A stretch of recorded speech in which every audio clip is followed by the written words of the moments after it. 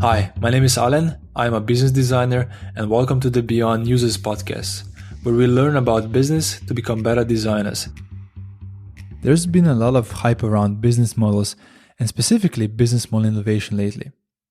The research shows that companies that focus on business model innovation instead of just product innovation outperform these companies, right? So the companies focusing on business models have higher profits, higher growth, better revenues, etc.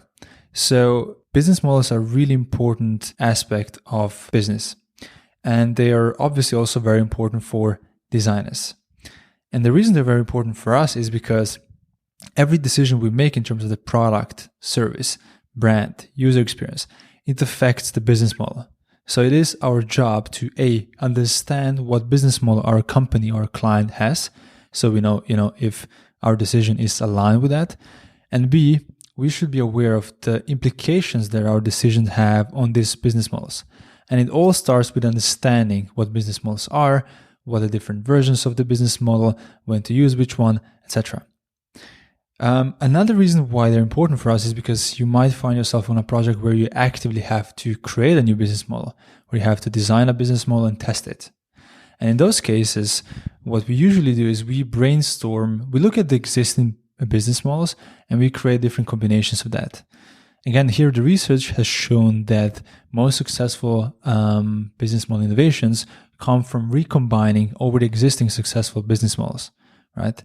So in both cases, if we're working on a product and we want to just see implications, or if we need to design a new business model, understanding some basic and most fundamental successful business model patterns is very beneficial. So that's why I decided to share one of the lessons from the d.MBA course.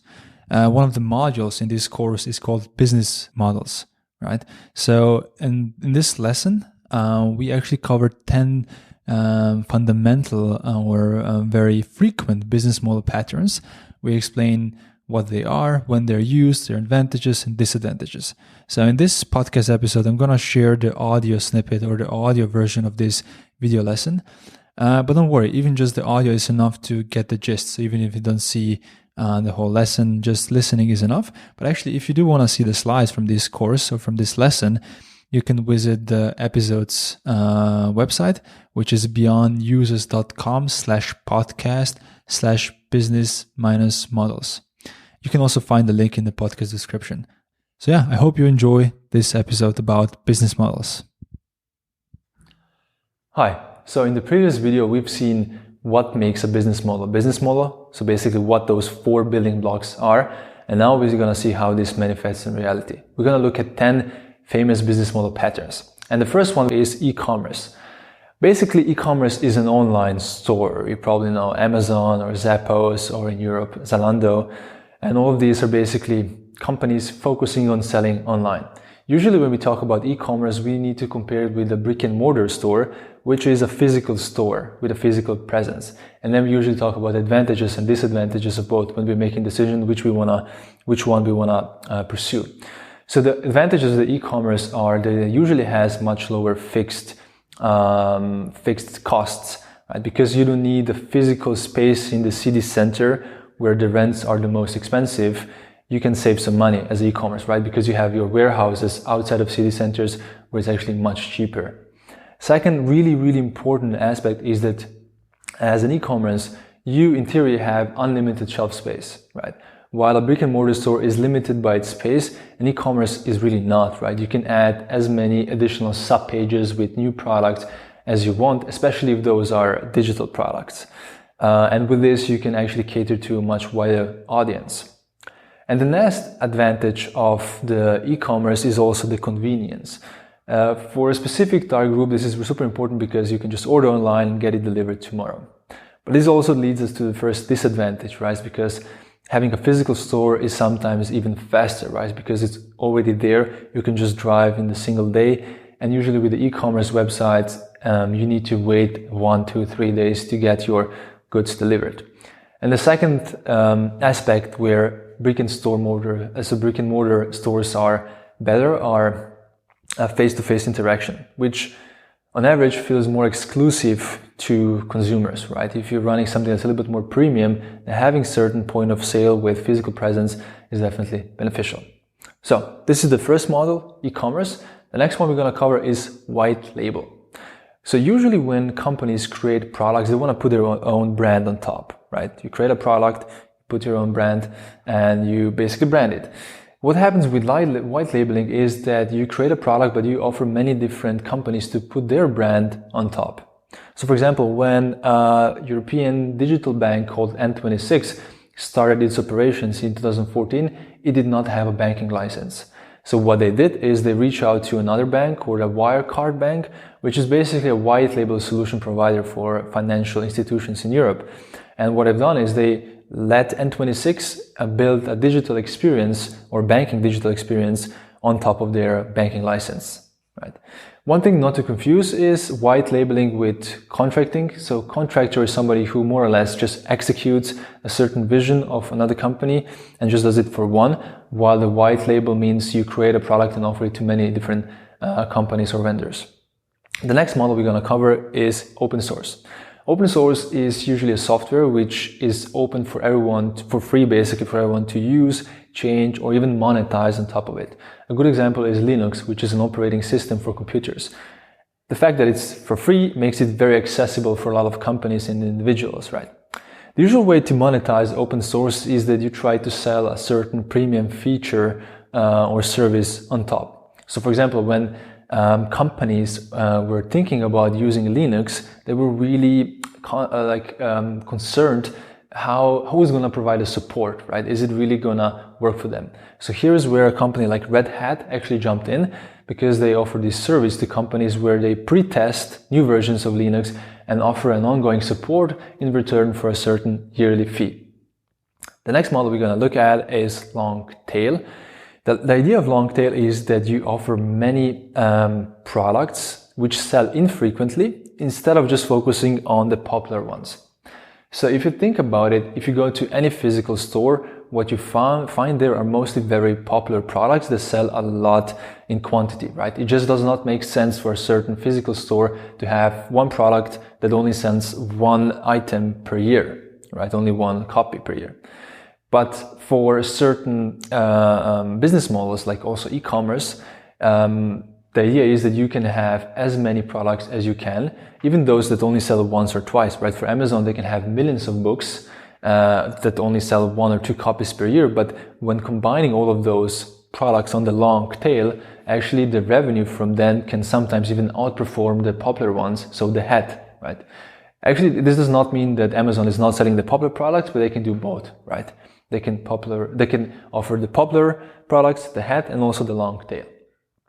So this is the long tail. The next one we're going to cover is franchising. So you probably know that anyone with $1 million lying around or a few $1 million can open its own McDonald's restaurant.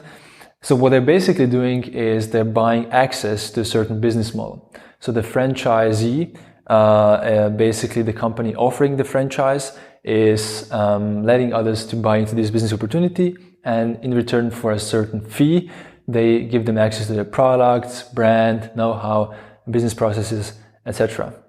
So basically franchising is a growth strategy because it lets the main company grow without investing its own money, right? Because the new investors, the ones buying the franchises, are actually fueling the growth, right? So you can save a lot of money through that, but you're also giving up some of the control over the final product and final experience. Some of the famous examples of the franchise include Starbucks, Europcar, the rental cars, Marriott International Hotel, and even NBA clubs. The next model we're going to look at is razor and blades. This is really famous. It was invented by King C. Gillette, who actually figured out that he can make more revenue and profit if he gives away the razor for free and just makes a profit on blades. So this is a business model that works really nicely for any products that need continuous upgrades or refills.